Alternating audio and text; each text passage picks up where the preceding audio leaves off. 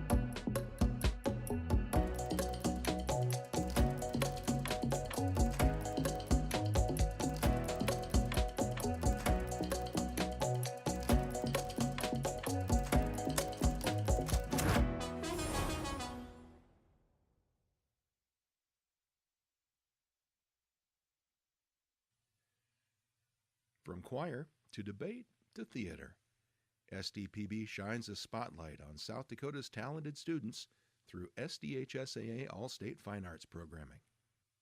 Good, useful, and full of wonder. SDPB.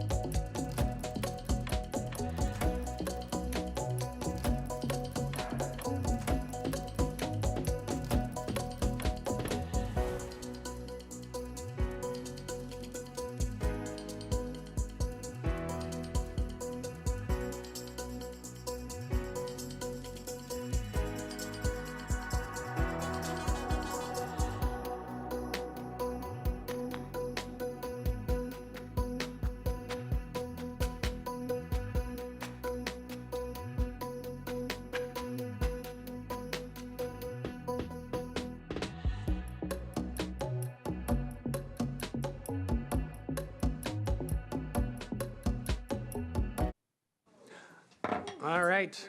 It is 7:45 on March 5th, 2026. We are here in Senate Judiciary Room 413 of the State Capitol for our last judiciary hearing of this session.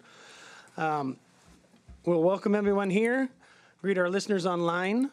We will get to you. We have a list of testifiers. Hopefully everyone has gotten their issues worked out. So I would ask that everyone please take their seats. If you plan to testify today, please sign up at sdlegislature.gov.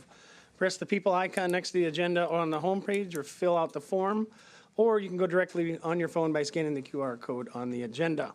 With that, I'll ask the secretary to please call the roll. Senator Blanc. Here. Duhamel. Here.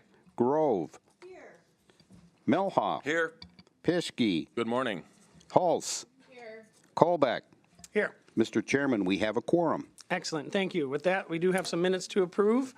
Entertain a motion to approve the minutes. So moved. Second. So moved, Duhamel, second by Grove. Comments on your motion? Hearing none. All in favor say aye. Aye. Opposed, nay. Thank you. Just a reminder to testifiers to sign in and ensure your lobbyist badges are, that reminds me, I'll put my name tag on too. Make sure your lobbyist badges are showing. So with that, I think we have a couple pages in here. Is this your guys' last day, or are you coming back next week? Last day. Last day. Good morning. I'm Ryler Stivix. I am a senior at Gregory High School. You probably all have heard me say that like 5 times, but I did this last year, so a little bit sad having to go back knowing I can't come back as a page, but possibly an intern or a senator. Yeah, don't go to the house. Don't go to the house. My name is Levi Atkins. I'm from Willow Lake High School. This is my first year doing it, and unfortunately my last year. I've had a great experience with this and hope to possibly look into this in the future. Thank you. Any personal privileges in the room? All right. Hearing none, just a reminder, all the questions will come through the chair, and if you have any handouts, the pages will get those out for you. And with that, we'll go to our consideration of bills. Our first bill, HB 1140, permit a court to impose a condition on probation or parole in certain circumstances, treatment at a nonprofit entity awarded an alternative care program grant. Senator Grove. That was a long title. Good morning, Mr. Chair and Judiciary Committee. My name is Tamara Grove from District 26. Today I rise and bring to you HB 1140. We have a bunch of proponents, so my testimony is going to be short. But I just wanted to kick this off with some factual evidence. Nearly 80% of women and 74% of men who participated in alternative custody programs did not recidivate after release from the programs. While national recidivism rates for prison release often hover around 50 to 60% within 3 to 5 years, South Dakota recidivism rate is estimated to be about 50%. We must do something, and today I bring you a solution. I will stand by for questions.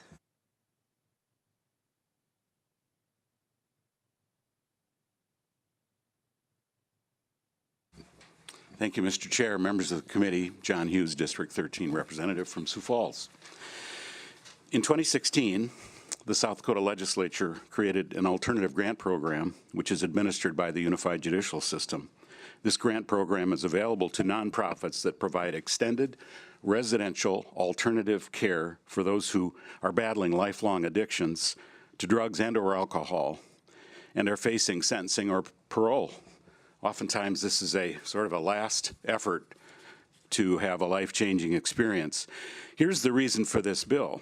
HB 1140 is needed because currently there isn't in statute any directions to judges to offer or consider an extended residential alternative care for certain offenders. So what happens is that the sentencing courts, or if there's a parole problem, and there's a whole number of different scenarios that alternative care could provide, but we want to put in statute to make certain that alternative care for certain offenders is as worthy of consideration as more jail time or more prison time under the right conditions and where the offender or inmate wants to participate. But nothing in this bill ties the hands of judges or interferes with their discretion on what is an appropriate sentence. So there's currently one South Dakota nonprofit entity providing extended residential alternative care as a grant recipient, which is Teen Challenge of the Dakotas, and we have several people here. Several individuals will tell you and inform you, and there's some online testimony about how this faith-based treatment option has led to life-changing situations. So we have law enforcement, prosecutors, defense attorneys, and personal stories. But nevertheless, alternative care programs do not have to be faith-based. However, the governor's rehabilitation task force, on which I serve, along with at least one other member of this committee, includes a subcommittee on faith-based programming, of which I'm a member. So HB 1140 brings the potential for other nonprofits that may wish to participate, but we, along with our new corrections secretary, Nick Lamb, are firsthand witnesses to the value of faith-based programming in bringing about life-changing outcomes, reducing repeat criminal behavior, and at a much, much lower cost to the taxpayers than more jail time or prison time. So that's enough for me, and I'll stand by for questions and ask the chair to request the other testimony. Thank you. Thank you.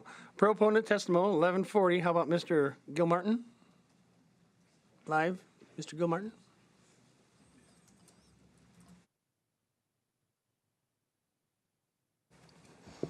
Good morning, Mr. Chair and members of the committee. For B 1140, my name is Dustin Cauldron. I'm standing in for Mike Gilmartin. He couldn't be here today. I'm the program supervisor of Teen Challenge of the Dakotas. I've been working there now 21 years, and I'm a graduate of the program. I'm 44 today. I came through as a broken 18-year-old, gang member, drug addict, hopeless and aimless, and had no plan of living if I didn't stay in that program. I will say it's the only program I've been to and the last program I've ever been in. It was that life-changing. It gave me a reason to live again. I grew up there. It taught me everything from, well, you know what it didn't teach me is about drugs and alcohol. It taught me how to deal with my trauma, my pain, my lack of forgiveness, my offense. It's a holistic approach, and the staff are more like mentors and father figures. I am a fatherless kid. My father killed himself when I was 18, or when I was 8, and from that point on until I came through the doors at 18, I was just a mess. I had no purpose in living. Next to me here is another graduate from 2021. His name's Keegan, and I'll just let him speak to his story quick. Go ahead, just say your name, where you're from. And Yeah, my name is Keegan Bailey. I am originally from Wyoming. I live in Sioux Falls now. Like he said, I graduated Teen Challenge in 2021. Before I went to Teen Challenge, I was addicted to drugs. My life was a mess. I had broken relationships with my family, and really didn't have much hope in life, right? Couldn't hold a steady job. Everything you would think, living, that life, right? But after completing Teen Challenge, didn't just, they taught me like life, saving skills, right? Like he was talking about, they hold us accountable. And yeah, so ever since I graduated Teen Challenge, upon learning like skills that I needed to, cope with, trauma from my childhood, etc. I went back to college at Mitchell Technical College. I just graduated actually last year, and I am working now in Sioux Falls, and and I'm working the job that I so much desired, so I'm very blessed for that, and yeah. Can I add one more thing? He's been a real blessing because what changed in his life dramatically, too, is his relationship with his father and mother. This guy takes a trip out to Wyoming every month to continue to help them out, and that's kind of what the product of our program is, teaching the men to be husbands, fathers, sons again. And remember, what our purpose as men is to protect our communities and to give back and to serve. And so that's a big emphasis of Teen Challenge, is not focusing on drugs and alcohol, focusing on serving, focusing on healing, getting back to what men are supposed to be doing for their communities and their families. So that's why I'm passionate about it. That's why I've given my life to it. My wife and kids have been with me ever since. I got married after the program, praise God. 23 years this Saturday. So yeah, I'll stop. Excellent, thank you.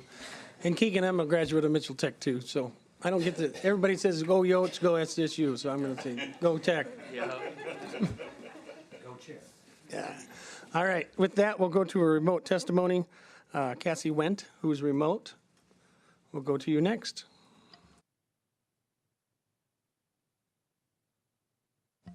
Ms. Wendt, are you on there? No? All right, so how about Sheriff Mike Milstead? We'll go to you. Good morning, Mr. Chair and members of the committee. Mike Milstead, I'm the sheriff of Minnehaha County. If you've turned into our public safety briefings that we hold annually, and we just had a recent one just a few days ago, you'll be well aware of our repeated concern about the number of people on parole and probation that are committing crimes and violent crimes in our community. Repeat offenders continue to be the most dangerous people that victimize our citizens and endanger our officers' daily lives. A recent snapshot of those in custody in the Minnehaha County Jail shows that nearly half of the people, inmates in our jail, were on probation or parole when they committed another crime against our people. With over 400 Minnehaha County Jail inmates in custody on a daily basis, we normally have 80 of those who were on parole at the time they were brought in, and 130 who were on probation. Most of these inmates have victimized other people in our community and are being booked in on new charges, in addition to violating the conditions of their probation or parole. I sat on the prison reset group with some of you, and we made some clear points that, number one, we needed a new prison, and that's being accomplished, but also we need programming to reduce the revolving door and reduce and attack the recidivism that we're seeing with those on probation and parole. I will tell you that in just the last 24 hours, a significant amount of time and effort by our local police departments, state troopers, deputy sheriffs, U.S. Marshals, and others, we're dealing with 2 high-risk offenders, totally separate incidents, reportedly armed and dangerous, threatening law enforcement and the public, eluding capture, and endangering the law enforcement and public safety in a 3-county area. Both of these subjects were repeat offenders on parole. I strongly support efforts to reduce crime, reduce victimization, and reduce recidivism for those on probation or parole through evidence-based programs that support and appropriate reentry into the community. I urge your support on this bill. This is what we're looking for, and it gives our judges another option to try to find something other than jail to turn their lives around, as is evident from those that you have heard from so far. Thank you. Thank you, Sheriff Milstead. With that, we'll go back to live testimony. Proponents in the room. I know there's a lot signed up. We're at about 10 minutes. Just tell us your name and where you're from. Chairman and member of the committee, my name is Thomas Carlson, and I serve as law enforcement chaplain with the United States Chaplain Corps on the Lower Brule and Crow Creek Reservation. I'm also an ordained pastor in Lyman County, Presho, South Dakota. And previously, I served as a Celebrate Recovery pastor. And through these roles, I have worked closely with individuals affected by trauma, addiction, and the criminal justice system. Thank you for the opportunity today to speak in support of House Bill 1140. House Bill 1140 offers a practical and responsible approach to addressing addiction-related crimes. It allows courts, in certain circumstances, to include treatment at qualified nonprofit recovery programs such as Teen Challenge to be utilized as a condition of parole and probation. This bill does not remove accountability, it strengthens it by partnering justice and recovery. Many individuals caught in cycles of addiction and incarceration never receive long-term treatment necessary to address the underlying cause of substance use. I have walked with individuals who have done 20 90-day programs, and they address the behavior, but they never address the underlying issue of trauma, hurt, lack of purpose. Teen Challenge provides structure, long-term residential recovery that focuses not only on addiction treatment, life skills, personal responsibility, but also rebuilding healthy relationships, as you've already heard two testimonies today. Research constantly shows that those who participate in structured treatment programs are significantly less likely to reoffend. Long-term residential programs have demonstrated low relapse rates, improved employment outcome, and reduced criminal justice involvement. I walked beside an individual who graduated, so North Dakota has a Women's Teen Challenge. She overdosed 7 times on heroin and meth, should have died, but by the grace of God, she did not. And because of that, she has now been clean and sober for 7 years, and she's an addiction counselor. This program works. And House Bill 1140 gives judges and parole boards authority and other tools to match individuals with the level of care they truly need. It expands treatment options, helps reduce recidivism, lowers taxpayers' costs associated with repeated incarceration, and strengthens families and communities. This bill does not replace incarceration when necessary. Instead, it provides a targeted option for individuals whose prime struggle is addiction and who can benefit from structured recovery programs. House Bill 1140 represents accountability with compassion and justice paired with restoration. For these reasons, I respectfully urge your support on House Bill 1140. Thank you for your time and consideration. Thank you. Proponents, 1140. We're at about 12 minutes, so we're going to move to Me Too's here real soon. Good morning, committee. Mr. Chair, Lauren Nelson, State Senator, District 18. You have those moments in your life that change you, and visiting Teen Challenge in Brookings last year was a moment for me. Here's the thing, I'm going to make it short and sweet. This is a beautiful facility up there. They built it to house, I think, 30 individuals? 36. It's half full. 13. Yep. Why? It works. They have the room. There is the need. There is the demand. And that's why I'm supportive of this bill, because we need to get more young men up to that program because it works. And again, I encourage you, if you haven't been there, go there and listen to the stories. Thanks. Excellent. Thank you. Other proponents? Anyone? Anyone?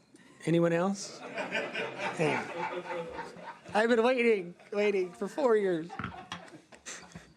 Better watch it. Joy Hone, State Senator for District 9, and I have been to Teen Challenge as well. Just very impressed with the program there. Mike Gilmartin, his wife Denise, Dustin, just amazing people, and they are so strong in their faith. And you know, as we heard, it's a faith-based program. It just works, and I wish that we could fill those beds there. I wish we had more programs across the state. You know, of course, this is geared for men. I feel like we need programs for women, but just the model they have there, and even for our youth. And so I wholeheartedly support this bill, and I hope that you will support it as well. Thank you. Excellent. Thank you. Any other proponents in the room? Coming up on 17 minutes, sir. Good morning, Mr. Chair, members of the committee. Cash Anderson, South Dakota Association of Criminal Defense Lawyers, Me Too. Thank you. Any other proponents?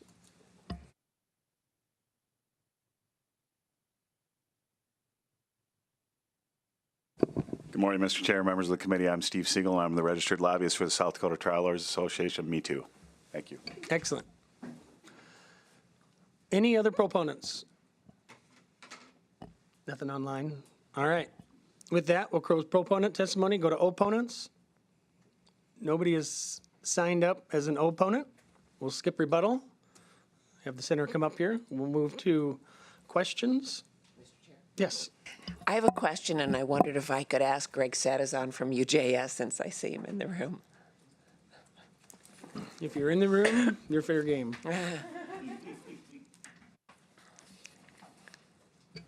Morning, Mr. Chair. Greg Sadazon with the Unified Judicial System. My question is this an option now with judicial discretion? Does this change anything? Mr. Chair, Senator, no judges currently can sentence to this program. Okay, so we don't need anything codified to say, because I know there are treatment facilities in Pennington County that I'm aware of. Go ahead. Yeah, Mr. Chair, Senator, so I believe the primary purpose of this bill is to make it clear that the legislature wants judges to look at teen challenge. In addition to judges, I think also it's fair to say prosecutors, defense attorneys, to work toward pushing people into the program. And so I think while I don't believe this bill opens up a path that doesn't currently exist, it is a legislative policy statement, which is why I'm not testifying or taking a position. This is for the legislature to say, as a matter of policy, judges, we encourage you to use this. There's only one program that fits the definition of alternative care. There's only been one applicant to that program since inception, and so it currently is only the Teen Challenge program in the Dakotas. Excellent. Any other questions? If not, I'll look for action. I have a question, actually. Oh, I'm sorry. Yeah, this would probably be for Representative Hughes. And the question is, what type of offenders qualify for this? I mean, would somebody guilty of armed robbery, charged with that and convicted, be eligible for this? Mr. Chair, great question, and I probably should have covered that. You have to be a nonviolent offender and can't pose any community risk. So sex crimes, crimes of violence, abuse type situations those would be negatives for Teen Challenge, and I'm sure that Mr. Calderon could expand on that, but I had an extensive conversation with Mike Gilmartin, the executive director, about that. And I also should say that on the UJS website, and I have the documents, I have the request for proposals as well as the extensive application from Teen Challenge of the Dakotas, their most recent one, and it is an impressive program in terms of admission, administration, supervising, monitoring. And I know we have all this limited time and effort, but I needed to make myself fully convinced that this was everything that it appears to be. And I thank you, Senator, for your question. So no risk to the public. It's sad that that's the case, but it's the reality. And the idea is not to provide public risk of harm. Can I answer my own question, Mr. Chair? We'll give you a little latitude. All right, thank you, sir. The state's attorneys are neutral on this. We actually worked with them and satisfied them. They did not want certain repeat DUI offenders beyond 3 to be eligible. So after DUI 3, this program by statute now is not available. So there are additional guardrails that don't exist currently because we really don't have any statutory direction to offer this program. So I hope that's, thank you for the latitude, Mr. Chair. Absolutely. Any other questions? Mr. Chair. Senator Bond. Before Representative Hughes leaves, quick question. Can you tell us what the cost is for traditional incarceration compared to a program like Teen Challenge? I heard a figure of $40,000 a year mentioned for penitentiary prison. This is $50 a day. So thank you for that. I'm sorry, Mr. Chair, I didn't go through you. I appreciate that question, Senator, because it's $50 a day reimbursement. I mean, I can't imagine they're making any money off this program. So, and it's also a nonprofit, so they can solicit donations and contributions and not just rely on government grant funding. So, thank you. Excellent. With that, I think we'll close questions and go to action. Any action? Mr. Chair. Okay. We'll give you some discussion. Go ahead. I'm sorry. Mr. Chair. I skipped over that. I did. Yep. I just wanted to mention that I believe it was Senator Hone who had said that right now their facility, and I know because I've talked to these gentlemen, that they have 34 beds available and only 13 or 14 of them are available. And especially just coming from a fiscally responsible position, regardless, knowing the facts that faith-based programs have a much lower rate of recidivism and getting people back. Just the gentleman explaining that the goal is to return men to having the value that God has created them to be and to be productive within the culture, and reminding them. One of the things that stood out to me the most was when they said that they were teaching forgiveness and teaching how to be fathers and how to be husbands. And these men are not employees. They're more mentors than overseers, and I think that's what more young men need, and especially their heart for the Lakota community. This is extremely obvious. I'm going to be supporting this. Yes, yes, yes. Thank you. Any other discussion? Yes. I move do pass. We have a motion do pass, second by Hulse. Discussion on your motion. Yeah, I think everything that the previous speaker said is absolutely true. There is capacity in our current facility, and I realize the pathway currently exists, but the testimony received seems to indicate that maybe there should be a little legislative direction established in statute, so I would recommend a yes vote. Excellent. Any other comments? All right. With that, it is a do pass motion, HB 1140. Secretary, please call up roll. Senator Blanc. Aye. Duhamel. Aye. Grove. Aye. Milhoff. Aye. Pischke. Yes. Hulse. Aye.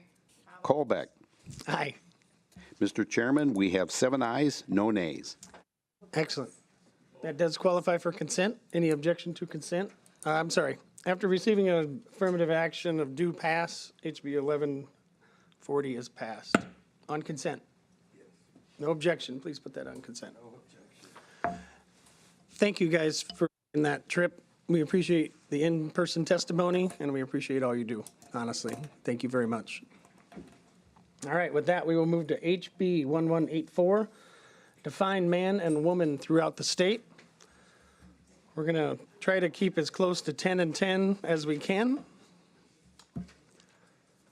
We have proponent testimony.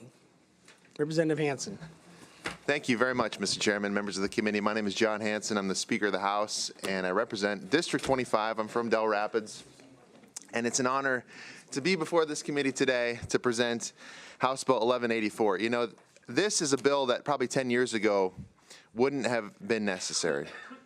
But in recent years, our country has been confronted with a question that until recently, no one really needed answering, which is, what is a woman? What is a man? These are questions that should have clear, objective, and biological answers. And yet across this nation, and even here in South Dakota, we've seen confusion take root in our laws and in our policies and in our institutions. And that is why this bill matters. This legislation simply establishes clear, consistent definitions for terms like man, woman, male, female, definitions grounded in biological reality. These are obviously not novel ideas. These definitions in this bill reflect the biological reality that has existed since the beginning of humanity. And then to today, these definitions align with the definitions set forth in President Trump's executive order that he entered into when he took office for the second time, restoring biological truth to the federal government. And it reflects the guidance from the U.S. Department of Health and Human Services. Also, importantly, these definitions were developed with the help of Alliance Defending Freedom, which is some of the most respected lawyers in the country, working alongside leading medical professionals. They're also consistent with other areas of the laws that we have dealt with pertaining particularly to gender ideology. In short, these definitions are both legally sound and scientifically accurate. Gender ideology is not an abstract debate. It's had real consequences, and across this country and in our state, we've had to respond. We've passed laws to protect girls' sports because fairness matters. We've acted to stop the administration of cross-sex hormones and puberty blockers to minor children because children deserve that protection. And yet, despite those efforts, there's still some confusion that exists. And as we sit here today, there are still issues in our state where birth certificates are being amended based on subjective gender ideology, driver's licenses reflecting something other than biological sex, even Department of Corrections policies even contemplated allowing biological men to transfer into women's prisons based on identity alone. Not sure if that's the current policy, but that was the policy. The DOC took that policy off their website, so it's hard to tell if that's the policy or not. And so we need clarity. And this bill restores that clarity. It says that as a state, we know the answer to the question, what is a woman and what is a man, and we will apply that answer based in biological truth consistently across our laws and our institutions. Now, what this bill does not do, it doesn't prevent anybody from living their life as they choose. It doesn't regulate personal behavior. It doesn't deny anyone dignity. What it does do is it ensures that the state of South Dakota does not institutionalize falsehoods based on theories contained in modern gender ideology. At the end of the day, it's about ordering our laws toward reality. We should ensure that our laws reflect biological reality and not gender ideology. We should provide clarity for our courts, our agencies, and our citizens, and that is exactly what this bill seeks to do, and I would be grateful for your support. Thank you. Thank you, Representative Hansen. More proponent in the room?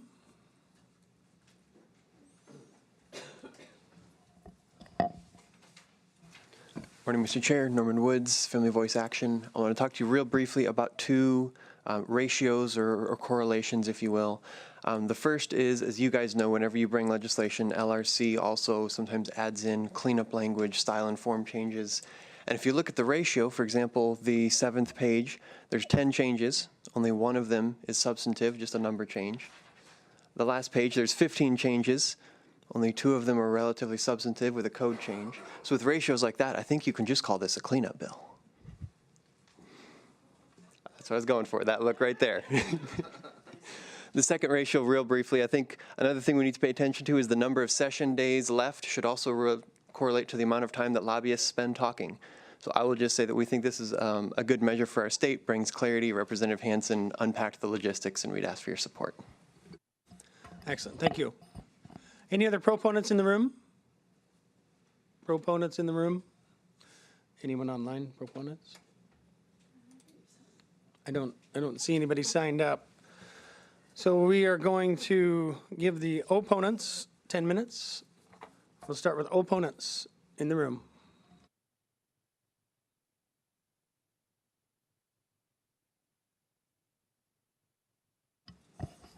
Hi, welcome. Just tell us your name, where you're from. Tell us your story. There you go. All right. Good morning, Mr. Chairman and members of the committee. My name is Alex Helvin, and I am a board member of the Transformation Project Advocacy Network, and more importantly, a person with transgender loved ones.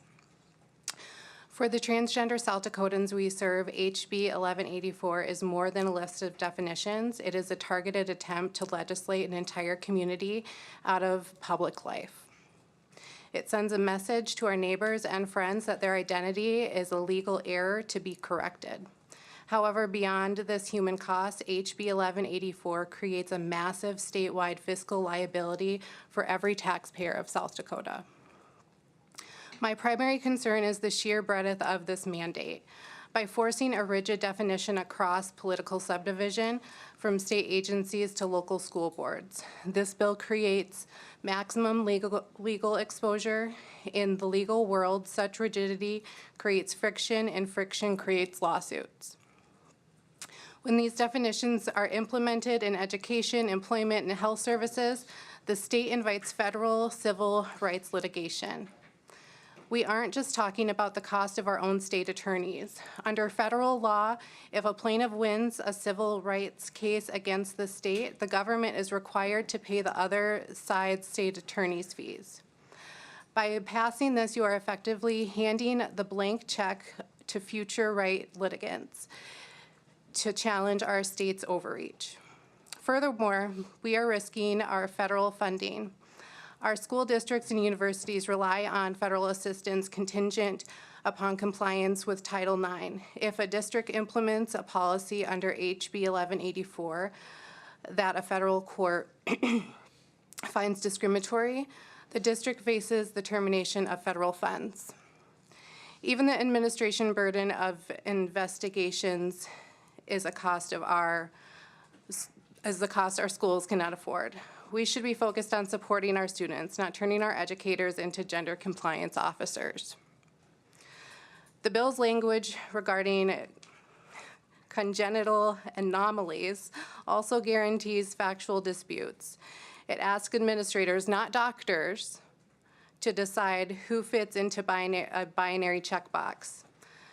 These cases will inevitably become due process and privacy fights in our courtrooms. As someone who cares deeply about the transgender community, I see the real-world fallout of these policies. And the government ignores to exist, when the government ignores the existence of transgender people, it doesn't make them go away. It simply makes their lives harder. It complicates their ability to work, learn, and access services without being turned into a test case for a political agenda. HB 1184 is an unfunded mandate on our values and on our budget. On behalf of the transgender community and the taxpayers who will be forced to defend this framework, I urge you to vote no. Thank you. Thank you very much. Any other opponents in the room?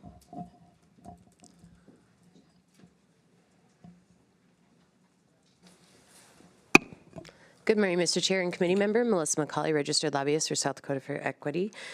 I want to start by saying I wish this was just a cleanup bill. This is not.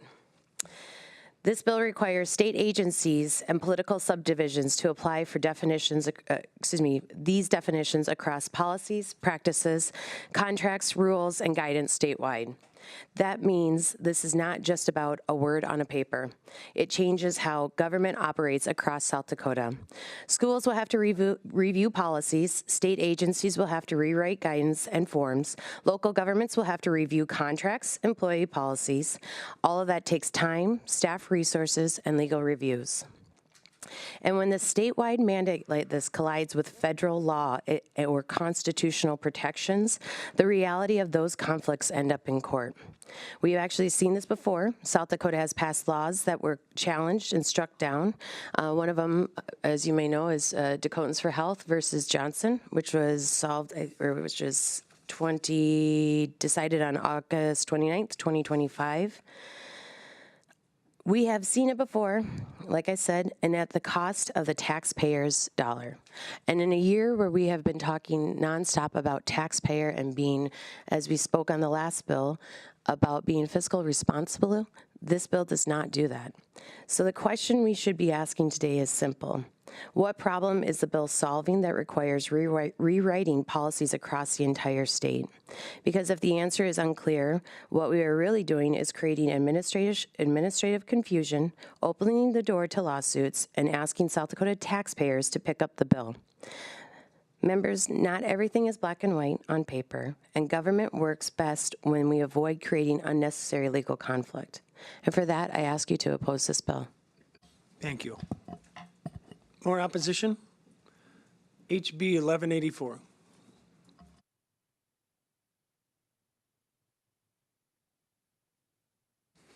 Thank you, Mr. Chair. My name is Dawson Lewis. I'm a resident here in Pierre of District 24, and I'm speaking as a private citizen on my own behalf. And because it's pertinent to today's discussion, by this bill, I was born a male, I identify as such. I'm married to a woman who identifies as such, and we've raised 3 grown sons who identify as such. And I would like to start with a short story about an overlooked part of South Dakota history that I think is relevant to today's discussion. A little over 100 years ago, South Dakota was the home of the first black feature filmmaker, Oscar Michel. Regarded as the most important black filmmaker in the first half of the 20th century, many of his films were rooted in his experience as a homesteader in Gregory County. In fact, his first movie, called The Homesteader, was made in South Dakota in 1918, first film created by a black filmmaker, feature film. He also he was a published author. His first book, The Conquest, the story of a Negro pioneer, was the basis for the movie. Before we became a state in 1882-83, the Blair family of blacks moved into what is now Sully County to Homestead. Led by their father, Norval Blair, a man born into slavery before the Civil War, they encouraged other African Americans to move there, creating what became known as the Blair Colony, or the Sully County Colored Colony. Someone obviously liked alliteration. Michel did not live long in South Dakota. The Blair Colony was a bit better, lasting until the Dust Bowl. One of the factors that drove them away was that they were different. They were other, and as such found it hard to be accepted by the white community of their times. The pattern of questioning whether another human was truly worthy of respect because they were different goes way back in South Dakota history. The Dakota, Nakota, and Lakota people can tell you that as whites gained power in South Dakota, they found themselves disenfranchised and driven away from their lands. The white system went so far as to take their children away to kill the Indian in them through boarding schools because they were different, they were other. It's coming, like I said, I bring all this up. I'm glad you asked, because I believe that the heart of what is driving this bill is a fear of the other, in this case, members of the transgender community. And at one level, I understand that fear. How could someone deny and change what on the surface is their most fundamental identity? I have several friends who are transgender, and to be honest, I do not really understand what drives them. But I do not have to understand to realize that they are people with the same hopes and dreams and wants that I have. I do not have to understand what drives them to realize that they are motivated by deeply held longings. For each of them, the path to changing their gender was a difficult one that took years. Their decision was not some whim or impulsive gesture. Their decisions were based on deep soul searching and often arrived after much counsel from mental and medical health professionals. This bill, like others around the country, seems innocuous, but I believe at the heart is the desire to tell members of the transgender community that they are wrong, that they deserve to be seen as lesser beings. A similar bill in Kansas at the root of a recent order that transgender citizens must have their driver's license changed to reflect their birth identity, or be branded as criminals and subject to fines and/or jail. In that particular case, there was no grace period. When that bill became law, people were automatically criminals if they had changed their identity. These types of laws have hurtful impacts on members of the trans community. For example, a study in the Journal of American Medical Association found that enactment of anti-gender minority policies were associated with significant increases in anxiety and post-traumatic stress symptoms among gender minority adults compared with periods before the laws were enacted. And a study published in Nature Human Behavior about laws like this found statistically significant increases in past year's suicide attempts after states enacted anti-transgender laws compared with states that did not enact such laws. And really, what is the purpose of this change? Is there a true problem that it solves? Or is a solution in search of a problem? And is it about protecting youth? According to statistics published by various federal sources, such as the National Incident-Based Reporting System, NIBRS, something like 90% of crimes against children are committed by people known to the children, mostly their parents and relatives. So is this really just about fear of the other? To conclude, South Dakota has many great traditions. 4th of July parades, small town street dances, arguing if coyotes or jackrabbits are better. But we have a dark tradition of attacking those who are different. And please, let us end that tradition and vote no on this bill. And if it would please the chair, I cited several stats. I do have a printed version that lists the references along with a QR code that can take someone to review them if they want. Right. And I would give that to the chair if you'd like. If you would like to give it to a page, they can distribute it. So thank you very much, Mr. Chair, for allowing me to speak today. Excellent. And we're at 10 minutes, but we're gonna move it, so we'll keep it tight. I definitely want to hear from the opponents, and for sure want to help the people who citizens who want to testify, so we're going to give them a little latitude. Good morning, Mr. Chair, members of the committee. Ellie Bailey. I'm a registered lobbyist for the South Dakota Advocacy Network for Women, rising today in opposition to this bill. The definitions and provisions within this bill are sweeping in terms of their effect and impact, and we ask that you oppose the bill. Thank you. Thank you. Any other opponents in the room?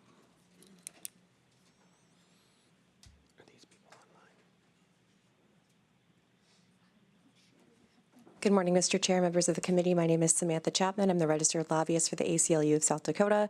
I would associate my comments with the previous speakers, but also oppose this bill on the grounds that it is going to create sweeping changes to more than 10 chapters of our codified law, several of our administrative rules.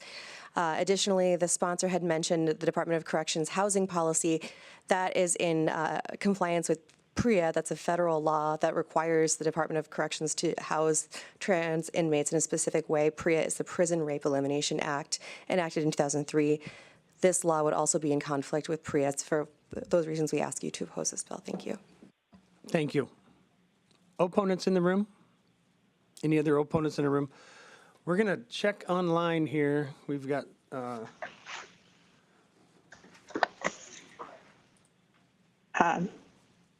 are you there? Are you online? We yes. can't. My name is Nick Westerman. There you are.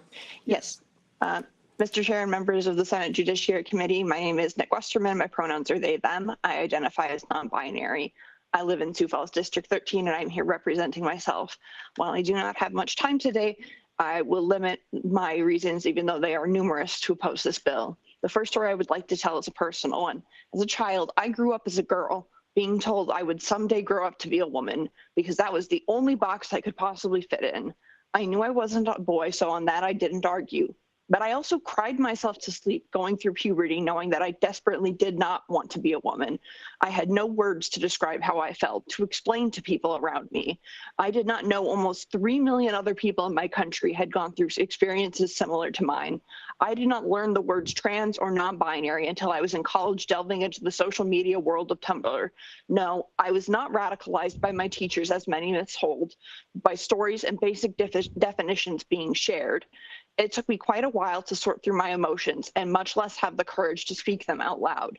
But I can only wonder how much less pain I would have experienced if I had known not everyone was not a man or a woman at a younger age. That same pain causes approximately 42% of trans people to attempt suicide at some point in their life. And that doesn't include basic self-harm, 56%, or those like myself who had passive suicidal ideation. No action taken, but the idea was there.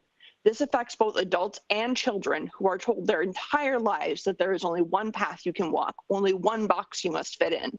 Gender-affirming care and support for those around us, including our government, are scientifically proven to decrease these numbers. Being trans is not just about pain. It is also about finding what makes you happy. And despite that, House Bill 1184 would demand that we are never acknowledged by the state of South Dakota. This bill does not offer us assistance nor to anyone else in the state. It serves only to divide us, and a house divided cannot stand. The other point I would like to make is that this is a narrow biological definition of boy, girl, man, and woman. While most of the population does fit under these definitions, approximately 1.7% of the world biologically does not fit into these boxes. These people are grouped categorically as intersex. You may have learned in school the simplified reproduction story that men have only one X and one Y chromosome, and women have two X's. In high school, I took AP Biology, equivalent to Biology 151 in college, a class intended for students looking to go into the medical field. In class at a public school, we did not yet have the common term intersex, but we did discuss other variations and mutations of the X and Y chromosomes that can lead to a person having mixed characteristics or a lack of a defining characteristics of being either a man or a woman at birth. We should not be writing these people out of state law as if they don't exist. For those reasons and many others as spoken before, I urge you to oppose 1184 and send it to the 41st day. I'd stand by for questions. Thank you. Oh, thank you very much. We do have someone online. We can't see your name, but I'm just going to say, are there any other opponents online? Good morning, Mr. Chair and members of the Senate Judiciary Committee. My name is Miranda Gohn, G-O-H-N, as in Nancy. I am calling from my hometown of Aberdeen, South Dakota, and represent myself. I completely oppose House Bill 1184, where it's not only what is sadly another solution in search of a problem, but this goes well beyond to legally erase South Dakotans who happen to be transgender. This bill is using an authoritarian power of the state to inflict absolute cruelty upon a very small and already marginalized population, not only in South Dakota, but for those who were born in the state and live elsewhere. If House Bill 1184 is passed into law, it will end up routinely outing South Dakota residents and those born in the state when they show identification, forcing a gender marker that does not represent how they identify and live their everyday lives. It also violates their desire for privacy with having a normal life.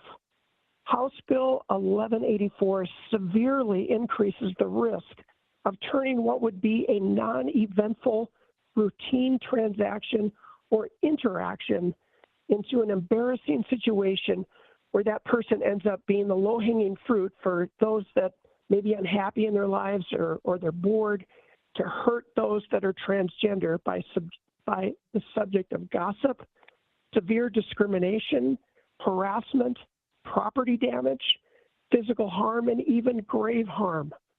Mr. Chair and members of the committee, I urge you to use this as an opportunity to pivot away from these highly destructive and divisive anti-trans bills that appeal to the worst of human nature and send House Bill 1184 to the 41st day. Thank you. Thank you very much, and thank you all for being very respectful of the time. And with that, we will end opponent testimony. Give rebuttal. Thank you, Mr. Chairman and members of the committee. John Hanson, Speaker of the House, representative of District 25. Just a couple points to clear up. First of all, on the fiscal liability or legal exposure, you know, that's often come up when we've had to deal with these issues. And, you know, I've said in the past that if there's a court case that requires us to essentially rely upon the biological definitions of male and woman, that we would win those cases. And we have won those cases. I mean, we were threatened with lawsuits over fairness in women's sports, for example, very clearly.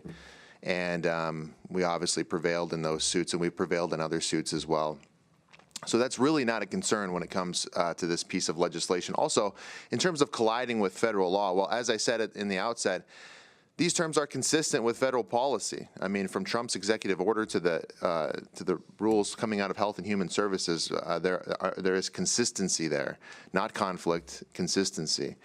And in terms of just the confusion or disputes about congenital anomalies, I do want to sort of emphasize something I said in my earlier remarks, which is this language, these definitions are consistent. In fact, I think they're identical to the definitions that we passed last year relative to protections for private spaces, bathrooms, locker rooms, overnight stays. And in the last year, at least I'm not aware of any problems implementing that policy that this legislature enacted last year. So that means one of two things. Either there's no practical problem with these definitions, because I haven't heard of anything, or if there was an issue that came up, the people who are responsible for implementing our laws and our policies, they did so and they treated the people with dignity and respect, and they handled it appropriately at that level. And so I think those concerns are completely off the table. This is a good bill, it's a necessary bill, and I would appreciate your support. Thank you. Thank you. With that, we will close testimony on HB 1184 and go to committee questions. Any committee questions? Senator Blanc. For the prime, please. Don't know why everybody looks at me when are there any questions. Thank you for being here, Representative Hanson. Since it was brought up, can you describe the difference between an XX and an XY chromosome? Well, sure. I mean, I'm no biologist, but all I can tell you is, you know, in the woman, it's XX, and in the man, it's XY. That's as simple as it comes. Second question, I'll follow up. Sure. Not being a physician, but can you try and answer the question, can a human's being's DNA be changed? Not that I'm aware, oh, excuse me, Mr. Chairman, my apologies. Senator, not that I'm aware of. Thank you. Final question, Mr. Chair. Yes. Is the word transgender mentioned in your bill? Mr. Chairman? Yes. No, it is not. Thank you. Thank you. Senator Pischke. Thank you, Mr. Chair. This is actually for one of the opponents. I thought I'd ask Ellie Bailey, since she didn't get much of an opportunity to come testify. Ms. Bailey, so LGBTQ stands for lesbian, gay, bisexual, transgender, and queer. The B in that stands for bisexual. And so I've always been confused on this because bi means two. So I'm kind of understand if that's what this means. If bi means two, how can we say that there's more than two genders? Mr. Chair? Yes. Ellie Bailey, I'm a registered lobbyist for the South Dakota Advocacy Network for Women. Well, I think it's good that we all recognize what we're experts at and what we're not. My day job is as a lawyer, so I'm not a expert in terms of the question that you're asking. I think that Section 1 of the bill, which, if we get back to kind of the mechanics of it and what I can speak to, which is kind of the legal component of it, is that Chapter 214 deals with construction and effect of statutes. So we're changing definitions that apply throughout the code. And so when you think about other topics like residency, am I a resident to vote? Am I a resident because I want to, shoot pheasants? Whatever. We talk about those definitions in the context and in that particular area. And so here, we're changing definitions that apply throughout the entire code, and not only throughout the entire code, but if you look at the bill in and of itself, not just Section 1, beyond that, we're changing definitions. If you look at Section 2, this would apply to all administrative rules, contracts, guidance documents, policies, practices, and statutes. So not only are we changing definitions in the code, the application of this is really broad.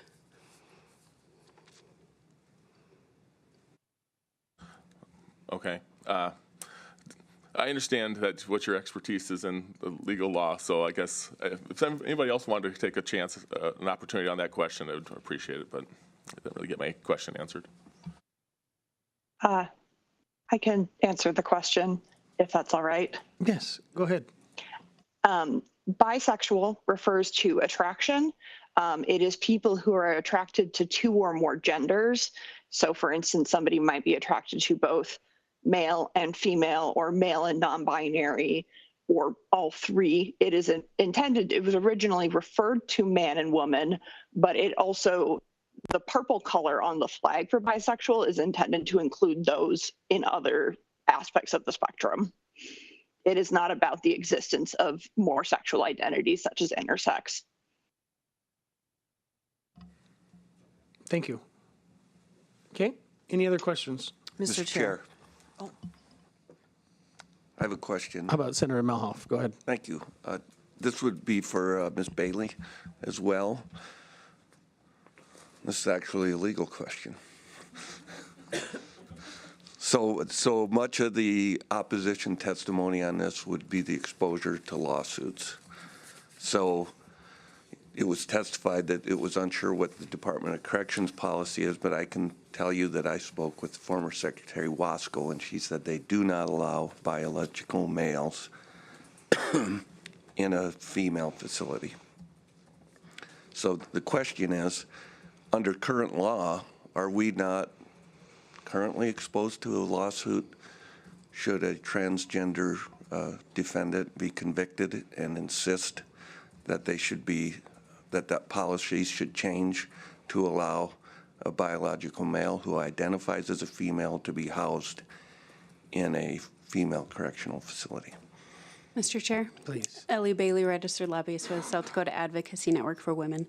I think your question is a good one. I think the Department of Corrections, is subject to certain federal laws, different things. And so in terms of, I think that just brings us back around to the breadth of this bill and, Article 3, Section 21 of the South Dakota Constitution, it says that no law shall embrace more than one subject.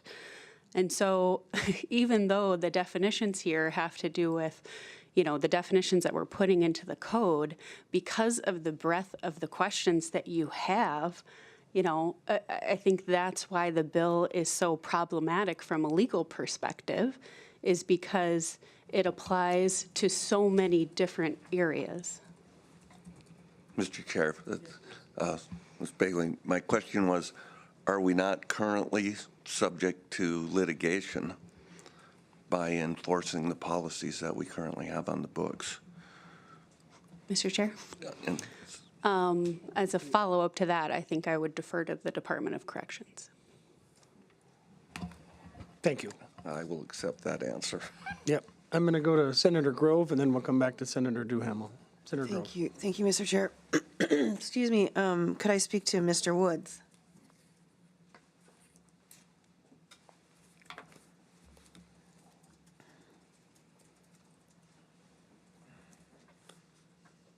Mr. Chair. Yes, please. On page 3 and on page 9, it specifically brings in Indian tribes. Is this because of cleanup? Do you know what I'm talking about? Mr. Chair, I don't have the bill in front of me, and I can't answer the why. It says, do you know? Representative Okay, Hanson. could I, vote a friend. Mr. Chairman. Senator, thank you for the question. Yeah, so the changes to that is cleanup from LRC. And so 214.2 is existing code that already applies terms across all of our other laws. So that's in law today. We have this mechanism where we say, okay, these terms apply universally among all the laws.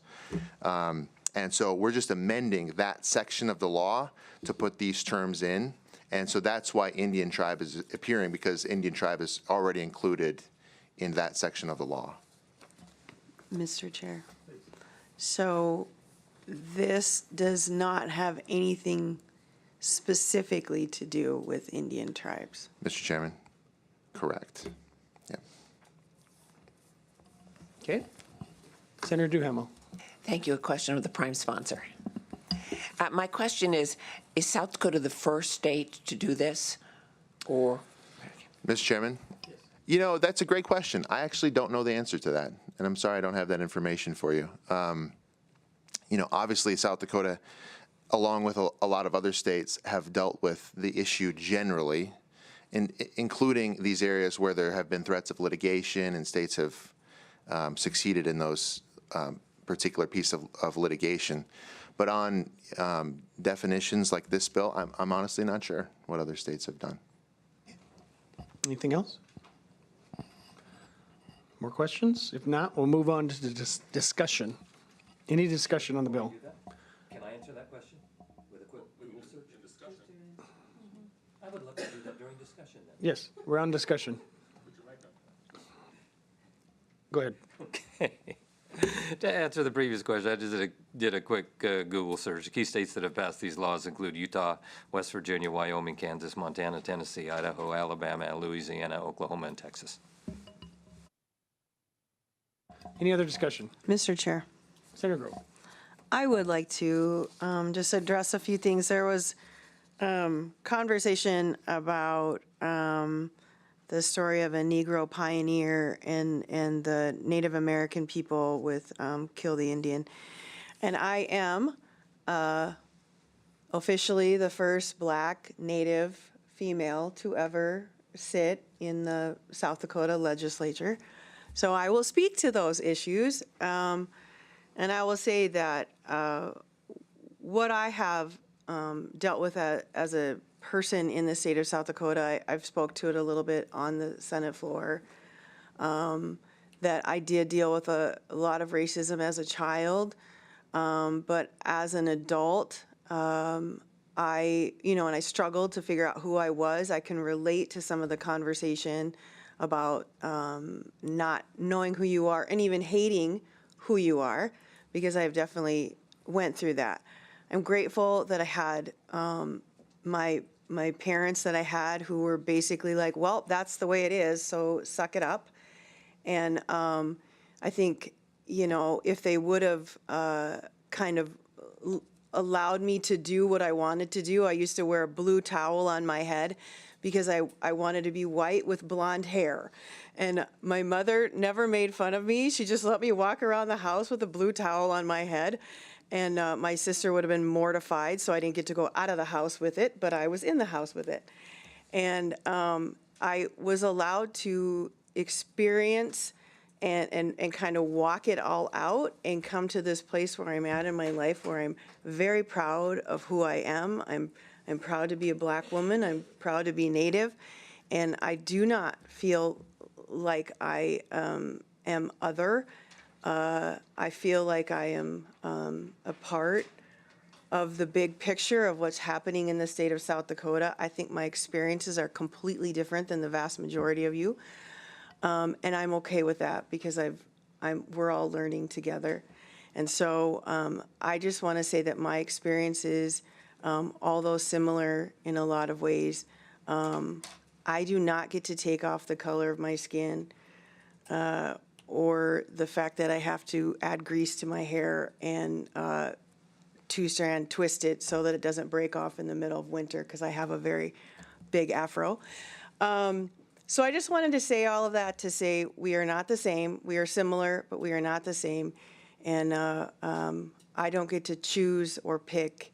I walk this out and I accept who I am. And so I don't want to be brought into this story.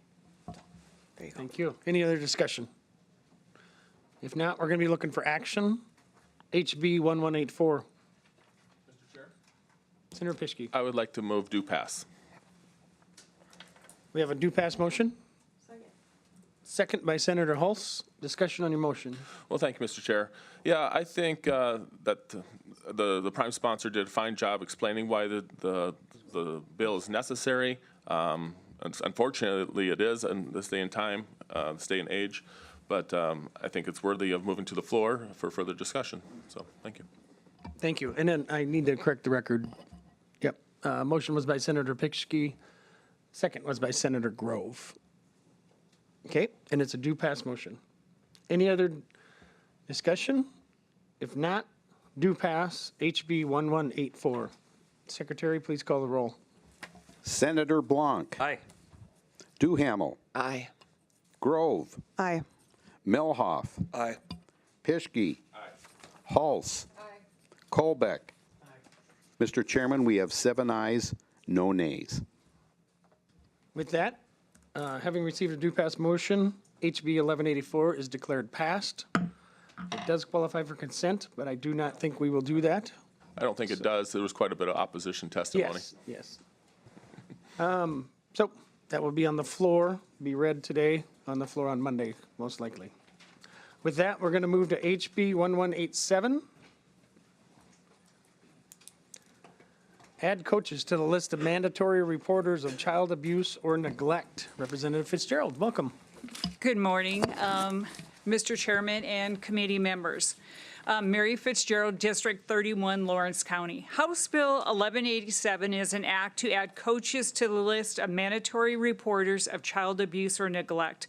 I was approached by some dedicated, caring professionals, and their request was simple: add coaches to the list of mandatory reporters. These professionals confront the abuse of children every single day in their work. They are asking for our help as legislators to stand alongside them in protecting children from real harm that can leave scars lasting a lifetime. Coaches should be included as mandatory reporters because they occupy a uniquely trusted role in children's lives. Whether on a field, in a robotics lab, or in a debate room on a stage, or at an academic competition, coaches spend extended, meaningful time with young people and often develop mentorship relationships that go far beyond instruction.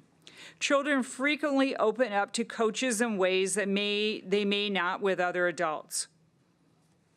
A debate coach traveling to tournaments, a speech coach working on one-on-one training after school, or a coach supervising long practices may be among the first to notice when something is wrong. They see changes in behavior, emotional distress, signs of neglect, unexplained injuries, exhaustion, anxiety, or fear of going home.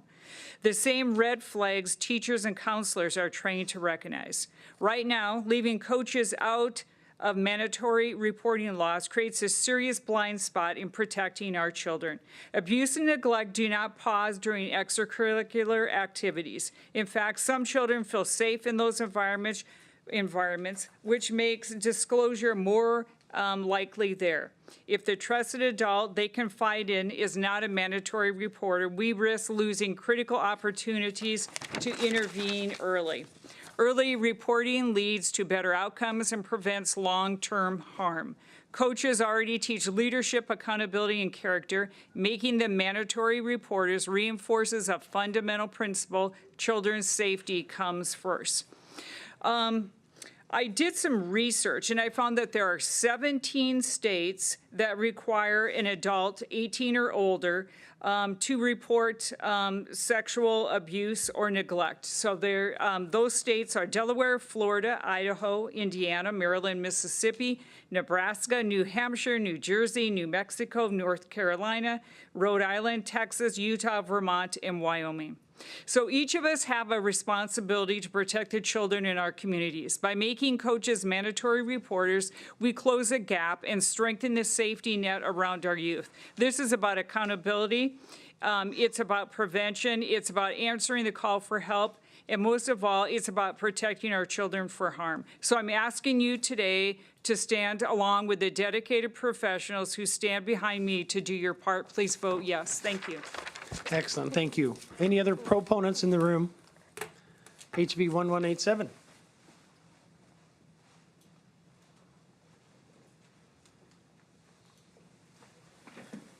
Thank you, Mr. Chair. My name is Jake Dempsey. I'm an Assistant Attorney General. I'm representing the Attorney General's office today, and we rise in support of this bill. This Attorney General's office supports protecting our children, and this is common sense legislation that accomplishes just that. Thank you. Thank you. Proponents in the room.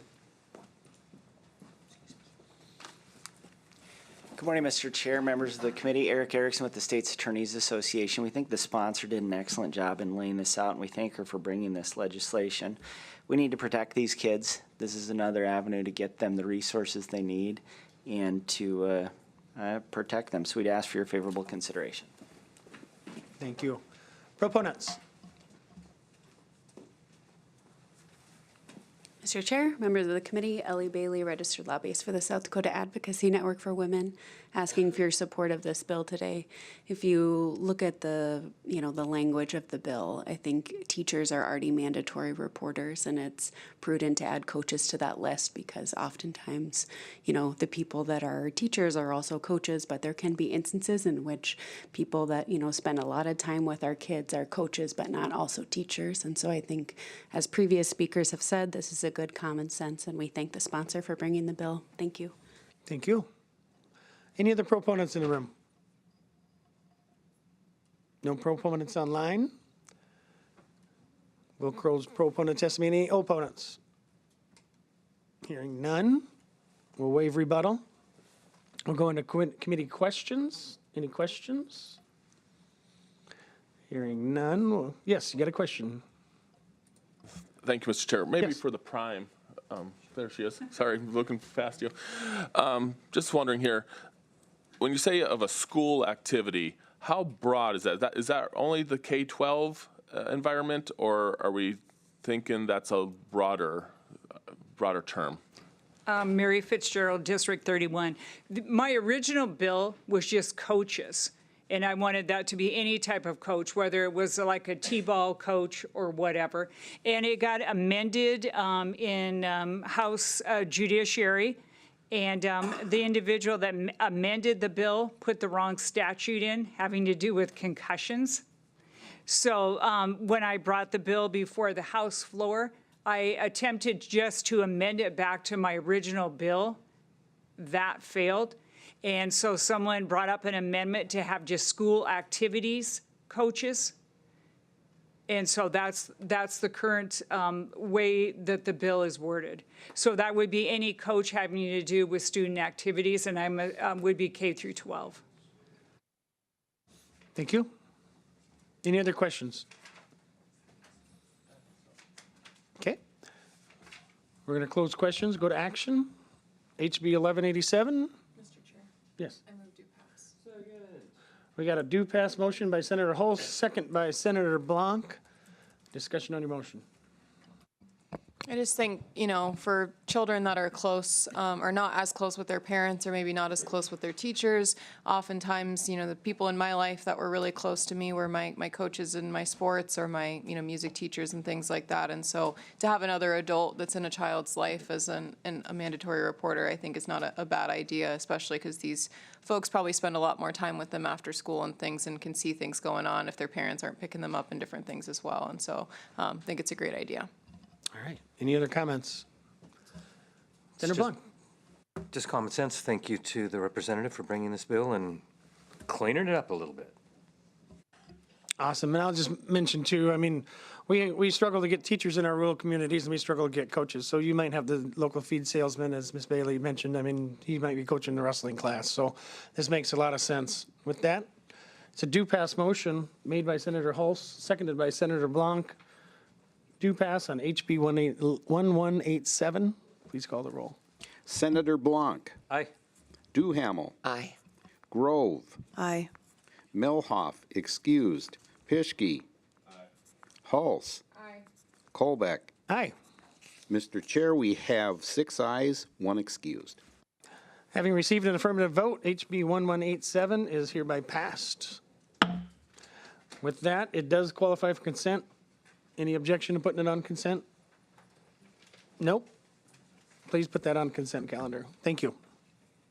And with that, that will conclude our agenda for today and also our judiciary meetings. We will have a no meeting posted on Tuesday for, we're not really sure what reasons, but we're going to do that. Everything has to be delivered today to the floor. So we are done with our business for the year, and I appreciate all of you for being respectful of everyone's time and respectful of all the proponents and opponents. I think we've handled a pretty heavy load, and I appreciate it. Personal privilege? Yes. Just want to say thank you to our chair and our co-chair. Excellent job, both of you. I continue to learn quite a bit, and just want to say thank you both for your patience with the question asker. Yeah. Thank you. I also want to thank you. Obviously, Senator Colbeck, you came over here. I don't know if you had much experience in judiciary before. You came over here and chaired a big, heavy hitter committee, and you found out that this is a heavy hitting committee, and with a large workload, and you managed it very well. So kudos to you, and thank you for everything you've done. The whole year. So you've done a really great job. Thank you very much. Couldn't do it without Doug and Melanie, that's for sure. And Melanie's shaking her head like, yes, he's an idiot. I had to keep him in. Now, thank you all. I wish you all the best. We'll see you down on the floor. It's a motion and a second. Motion by Pischke, second by Hulse. All in favor say aye. Aye. Opposed? We are adjourned.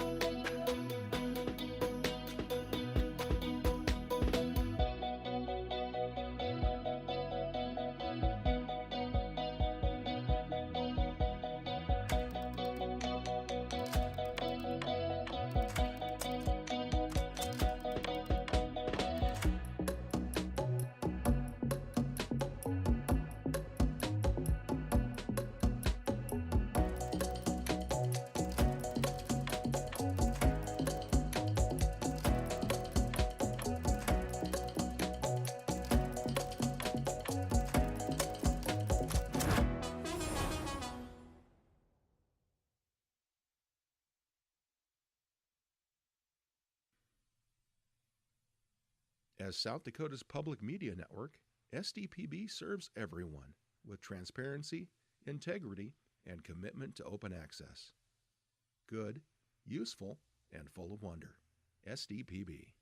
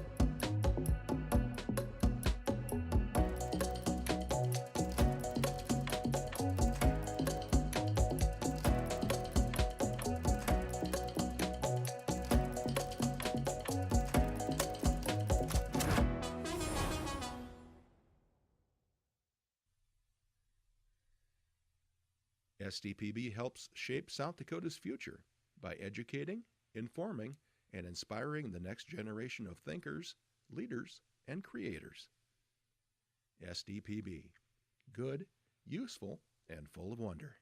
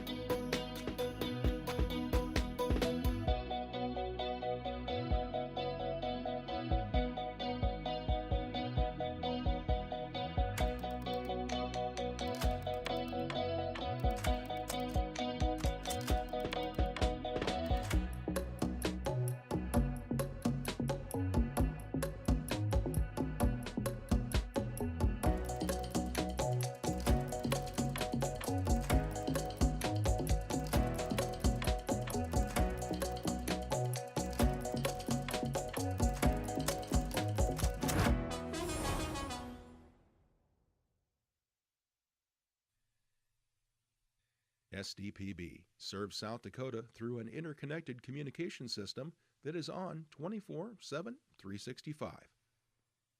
The first place for Amber Alerts, public safety announcements, and EAS messages. SDPB keeps public servants and citizens informed. Good, useful, and full of wonder. SDPB.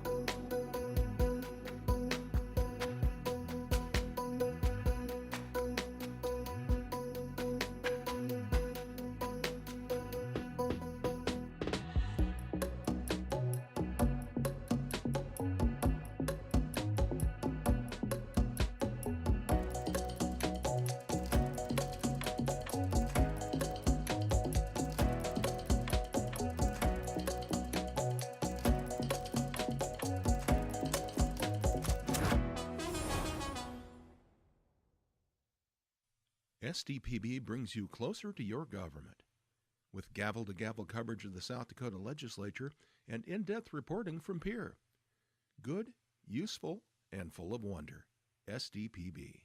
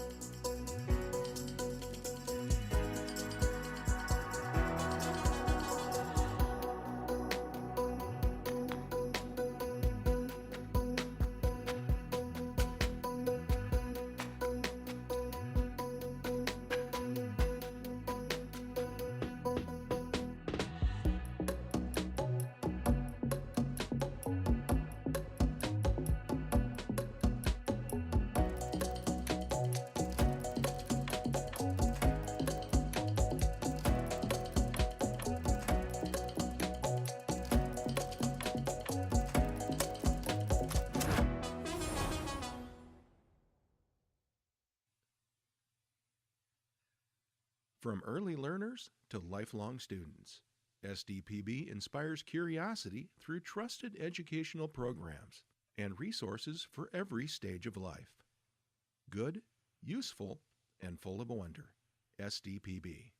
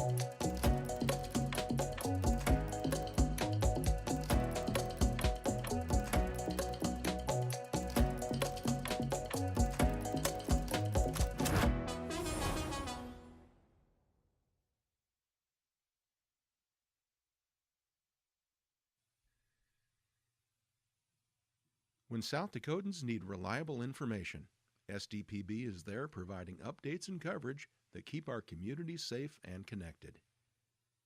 Good, useful, and full of wonder. SDPB.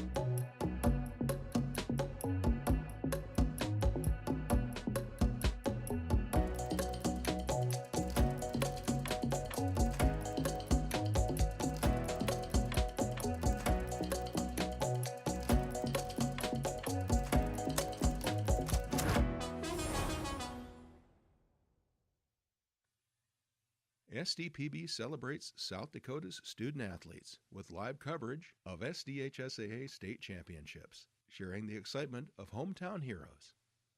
SDPB, good, useful, and full of wonder.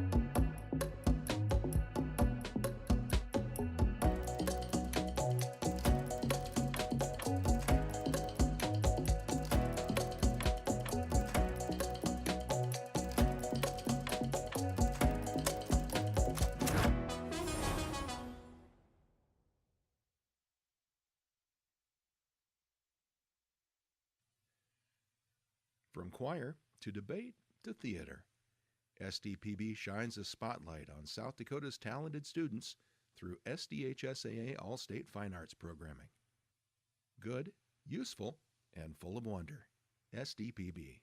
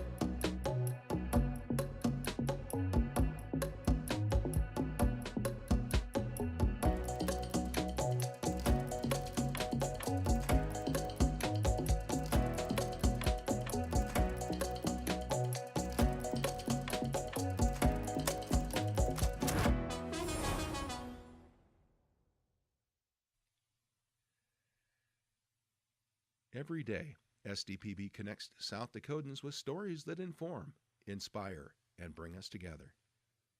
SDPB, good, useful, and full of wonder.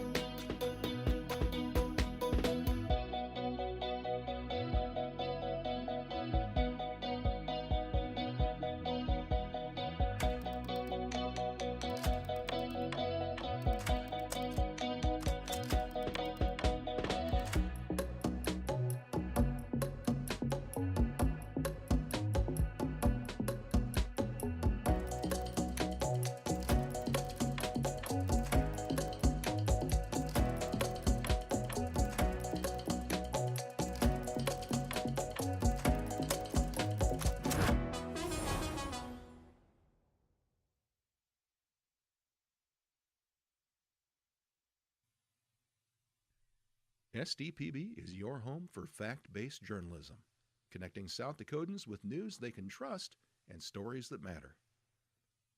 Good, useful, and full of wonder. SDPB.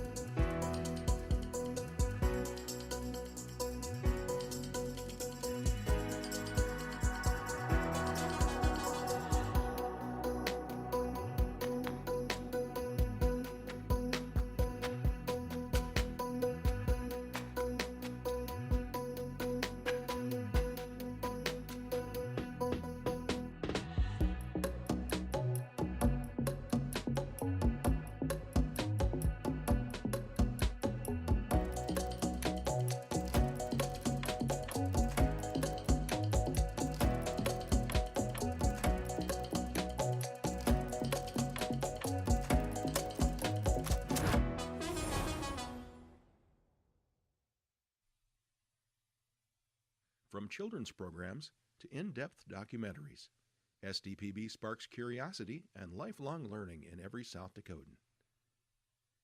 SDPB, good, useful, and full of wonder.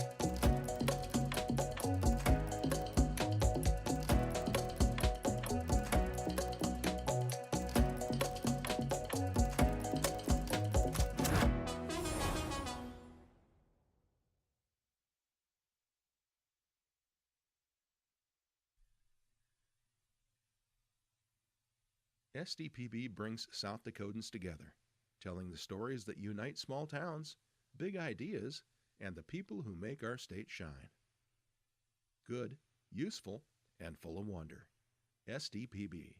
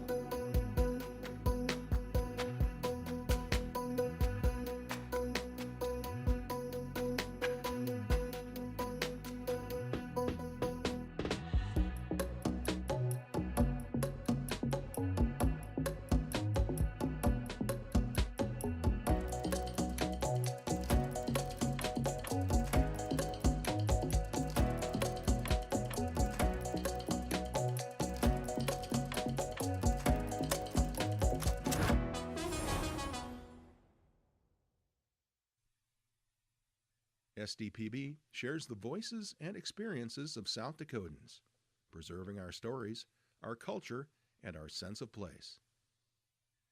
SDPB, good, useful, and full of wonder.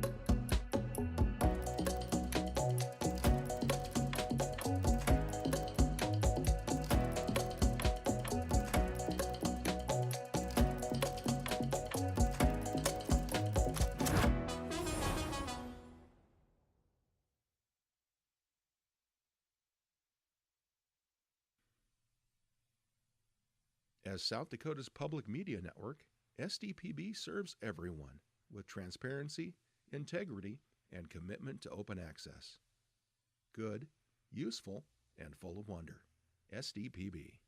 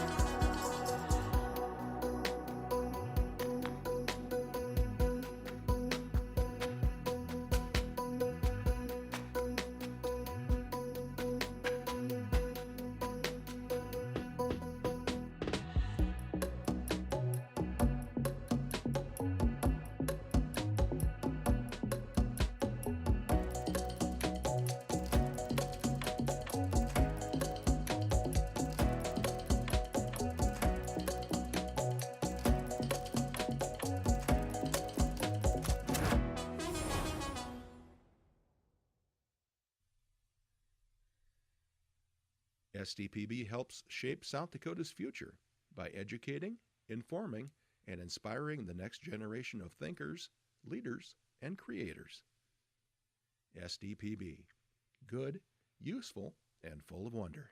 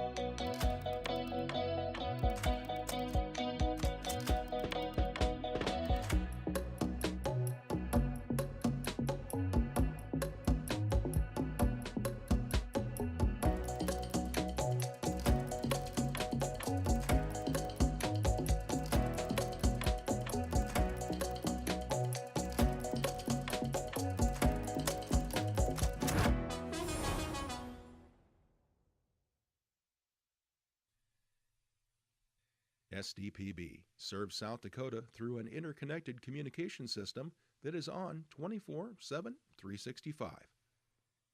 The first place for Amber Alerts, public safety announcements, and EAS messages. SDPB keeps public servants and citizens informed.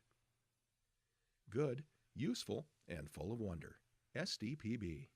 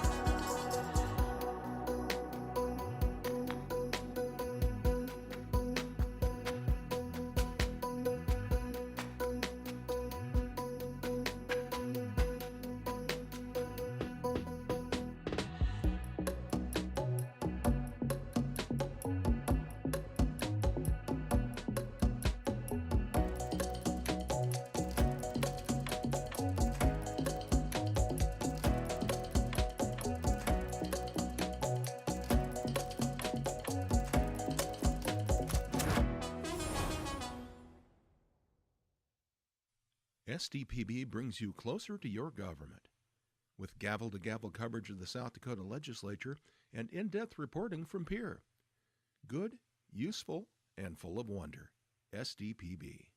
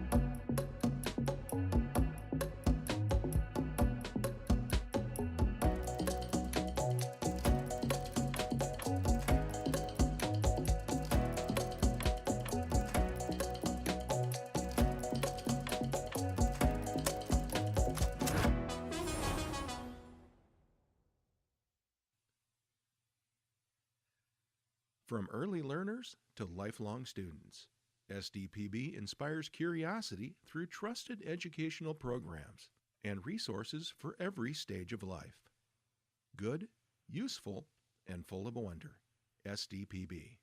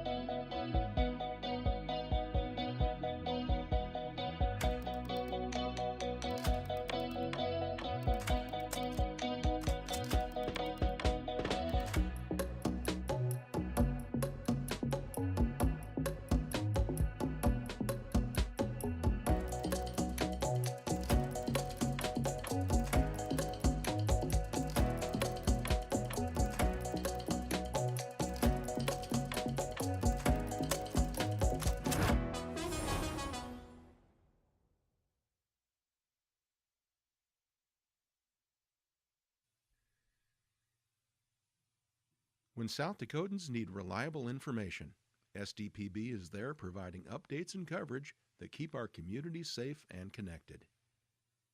Good, useful, and full of wonder. SDPB.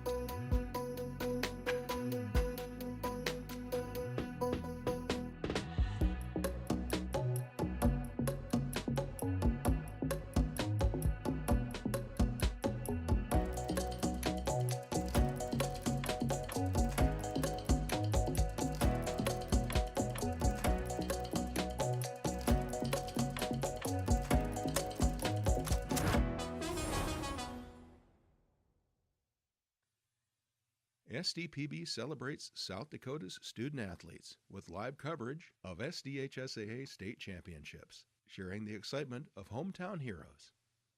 SDPB, good, useful, and full of wonder.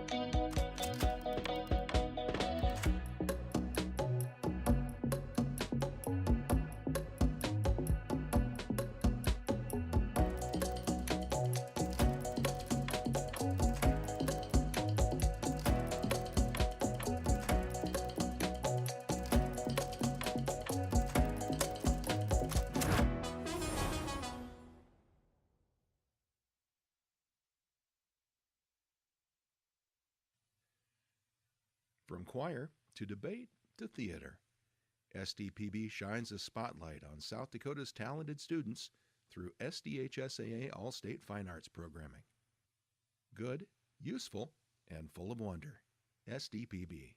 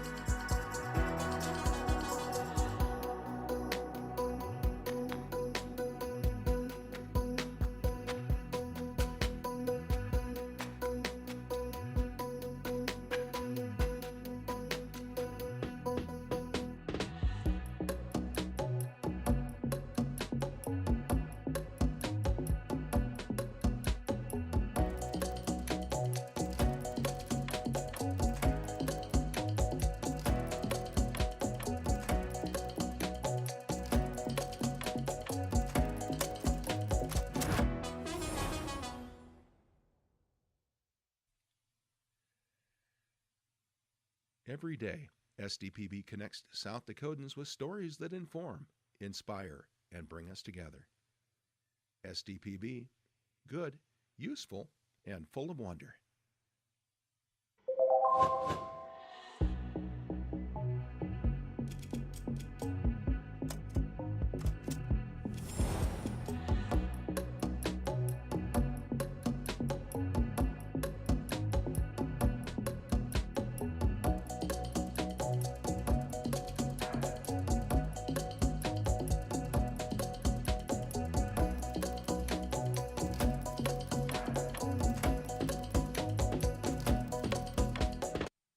Okay. House Transportation will now come to order. We are here for our final committee meeting of the session. And before we get started, mute your devices, please, when during the process, your phones, your tablets, so forth and so on. And all questions or responses go through the chair. With that said, Madam Secretary, please call the roll. Representative Arlant? Here. Bathke excused. Duffy? Here. Fosness? Here. Goodwin? Here. Mulder? Excused. Rayfelt? Here. Rowe? Here. Schwarma? Here. Schubeck? Here. Weems? Here. Zizmowski excused. Randolph? Here. Mr. Chair, you have a quorum. Thank you, Madam Secretary. I'll entertain a motion to approve the minutes. Have a motion by Representative Rowe and a second by Representative Weems. All those in favor say aye. Aye. And opposed? Minutes are approved. At this time, I'll have our pages come up and introduce yourself. Tell us a little bit about yourself, where you're from, what your class size is, and then what you intend to do when you graduate. Hi, I'm Raquel Mitzel. I'm from Hovind. A little bit about myself is I like to go on walks with my dog. I have a huge Rottweiler that I love. And I'm planning on going to Lake Area Tech for dental assisting. And I only have 5 people in my class.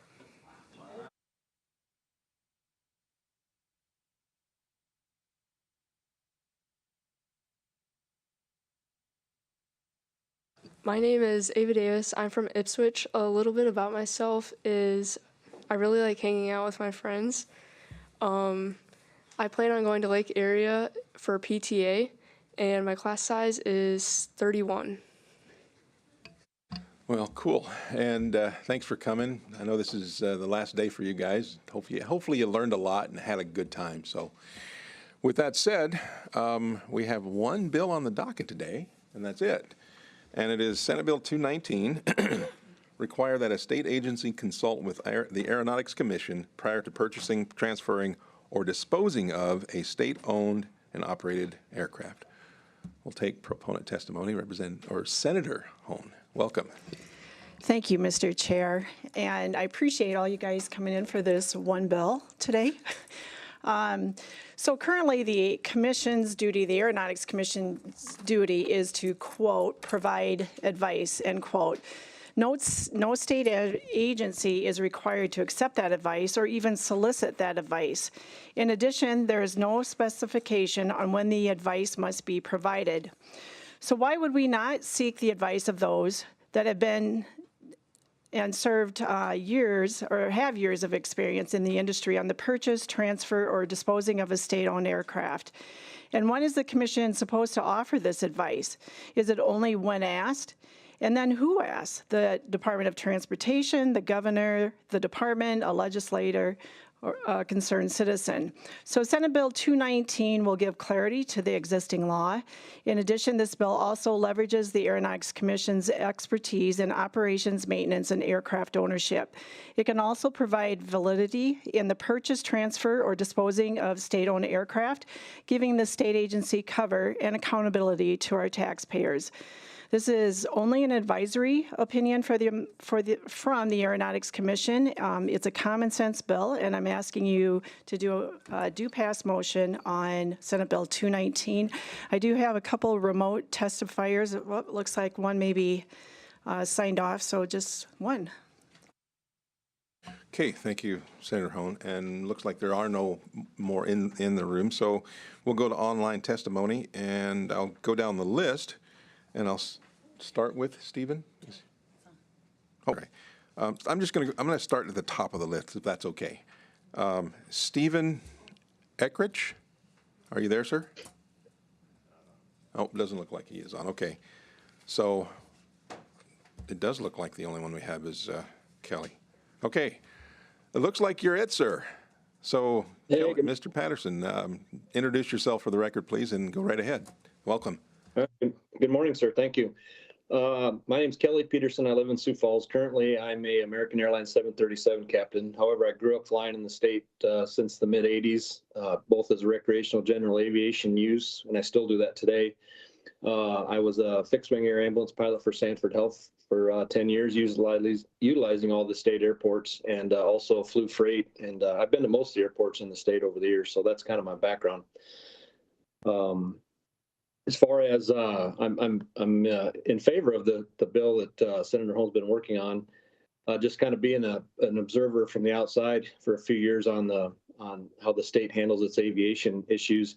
It seems like there's been an attempt to weaken the Aeronautics Commission, and I think that's a mistake. I think a strong Aeronautics Commission, given the direction the industry is going, is vital. And especially, you've got so many experienced people in the state that you could utilize in that role to help the state make solid decisions on aircraft usage and purchases and selling and things like that. And I just think that trying to keep all that in-house can lead to, if they have a strong commission, they can fall back on that.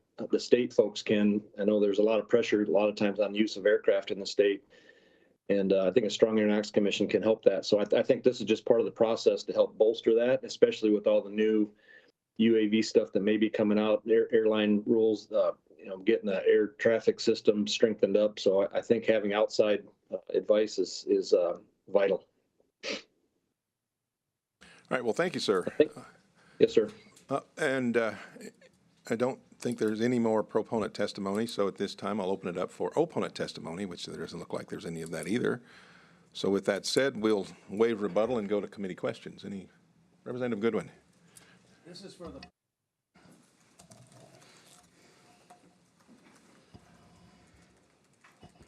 Thanks, Senator, for bringing this up. My understanding is you talked to Department of Transportation Secretary Joel Junt about this and where he was at in that. Can you just say what that conversation was?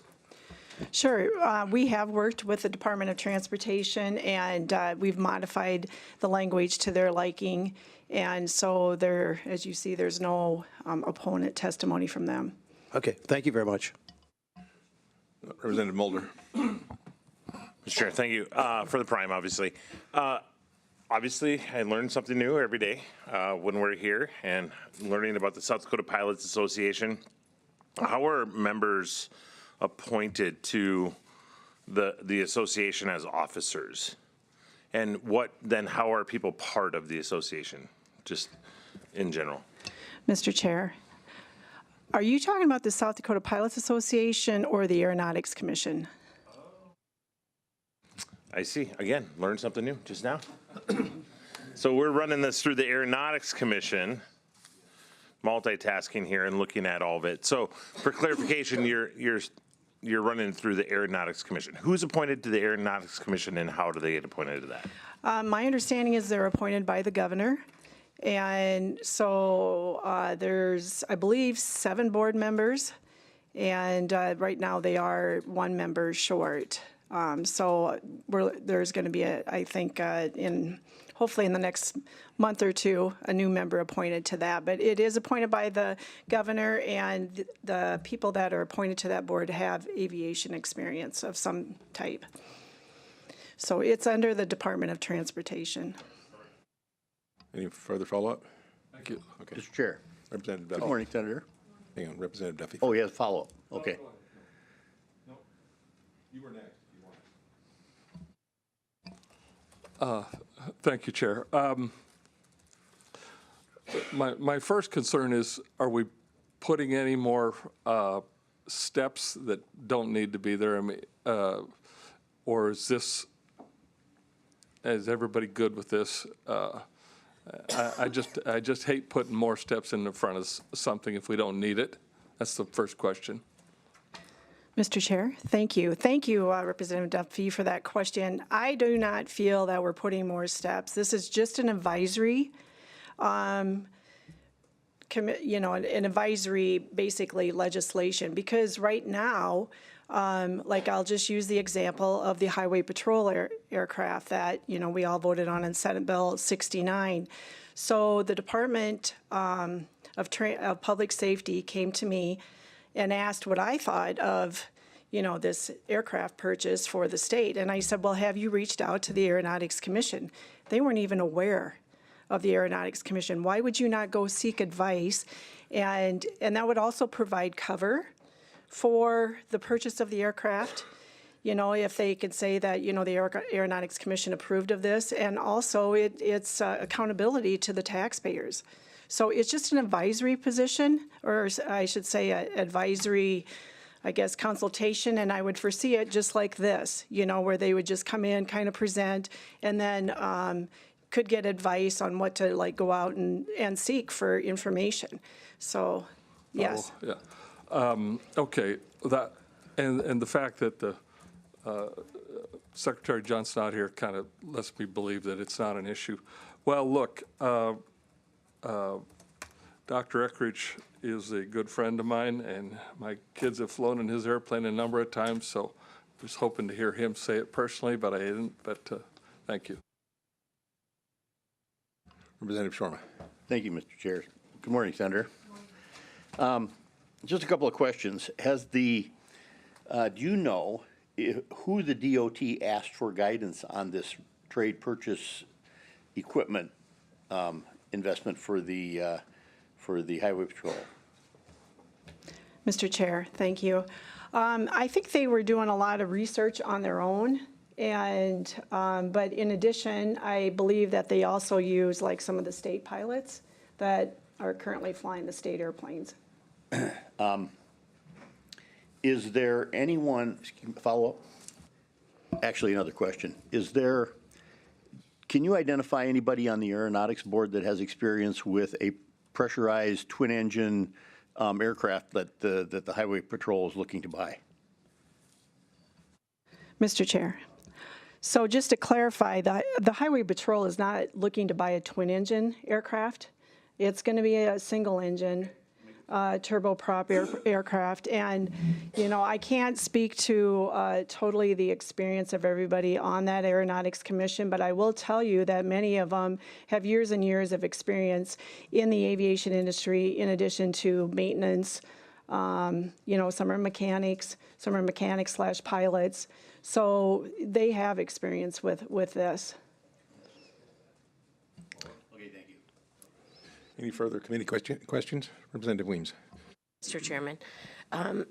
Senator, I am just wondering, kind of on the same line as the previous representative. So has anybody been in the current state airplane, or are any of the pilots that are on the board, have they flown state airplanes? Mr. Chair, no, so the pilots that are flying the state airplanes, they are specifically trained in that specific aircraft, and insurance really dictates a lot of the training. So as far as to my knowledge, no, they are not, but they have, experience in the aviation industry, once again, by flying their own airplanes, or that, some of them fly for, maybe various companies or whatnot. So, as Mr. Peterson was testifying, I mean, he has flown multiple types of airplanes.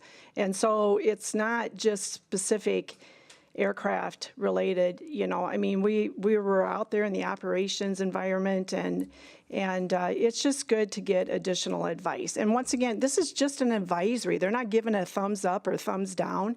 They're just giving advice.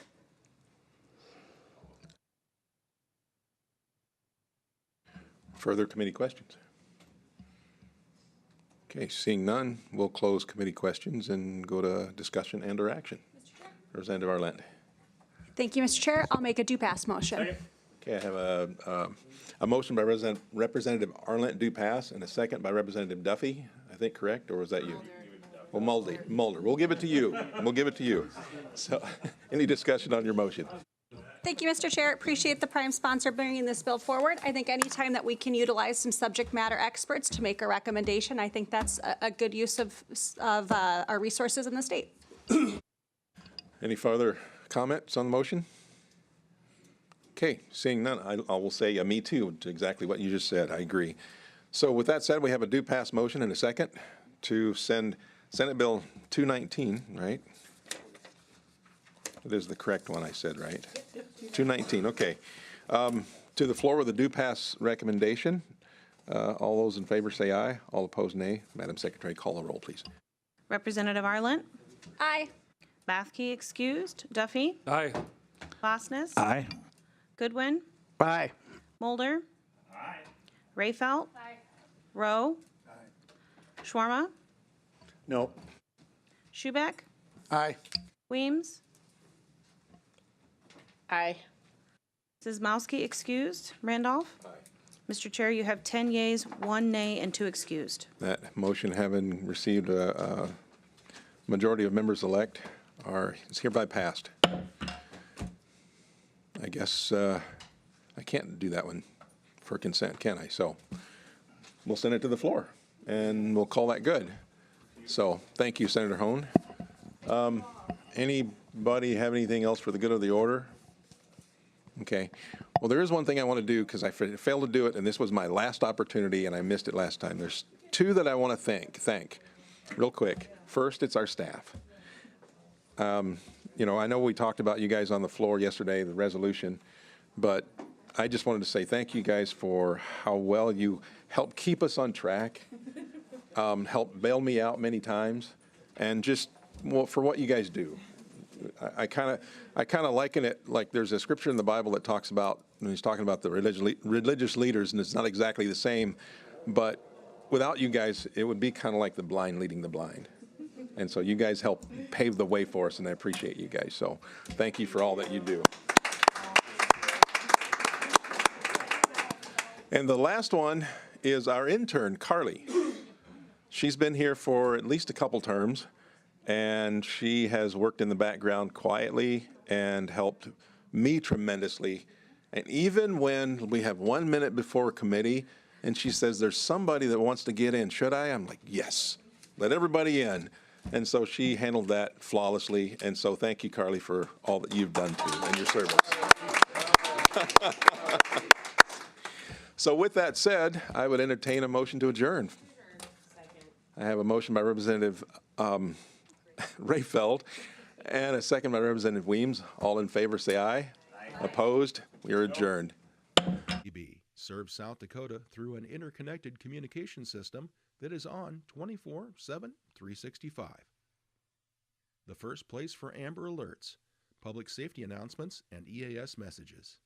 STPB keeps public servants and citizens informed. Good, useful, and full of wonder. STPB.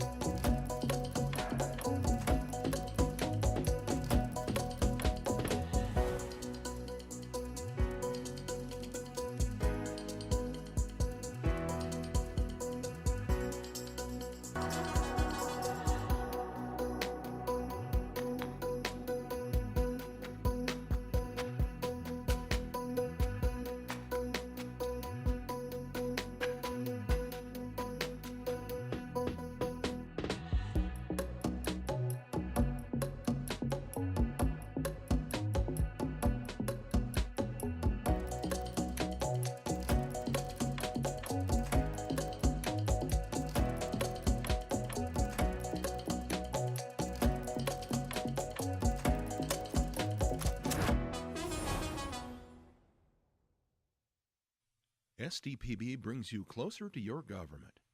With gavel-to-gavel coverage of the South Dakota legislature and in-depth reporting from peer.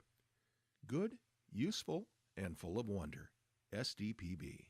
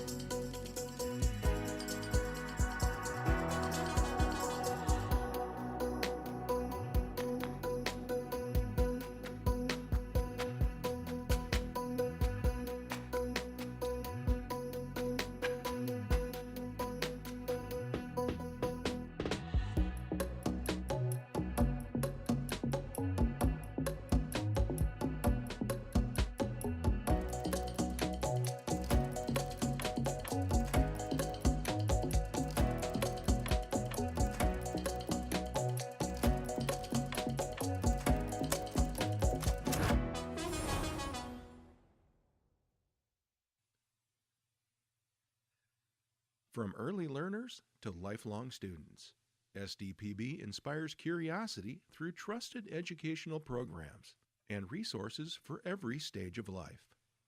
Good, useful, and full of wonder. SDPB.